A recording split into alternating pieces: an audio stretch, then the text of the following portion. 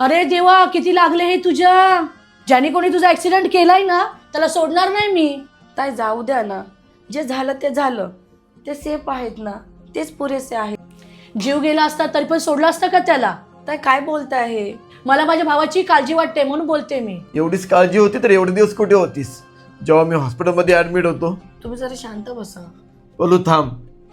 ताई, खरं तर चुकी माझी होती म्हणून हा ऍक्सिडेंट झाला. नाही, चुकी तुमची नाही, माझ्या मुलाची होती. तुम्ही कोण? ज्या मुलाने तुमचा ऍक्सिडेंट केला त्याची मी आई. अच्छा, तुमचा मुलगा आहे तो. कुठे आहे तो? सोडणार ना आम्ही त्याला. ए ताई, तू जरा शांत बस. या बसून बोलू. खरं तर सर्व चुकी आमचीच आहे. जे जरा 18 वर्ष पूर्ण होताच आम्ही त्याला कार गिफ्ट केली. अहो ताई, झालं ते झालं, पण वाईट एका गोष्टीचं वाटलं. तुमचा मुलगा ऍक्सिडेंट झाल्यानंतर देखील तिथे थांबला नाही. मला तशाच अवस्थेत सोडून गेला. मला हॉस्पिटलमध्ये सुद्धा नाही पोहोचवलं. त्यासाठी मी तुमची मनापासून माफी मागते. ताई माफीची गरज नाही आहे. फक्त तुम्ही तुमच्या मुलाला समजावा. जर असे गुन्हा सोबत झाले ना तर पहिल्या त्या व्यक्तीला हॉस्पिटलमध्ये पोहोचवले पाहिजे.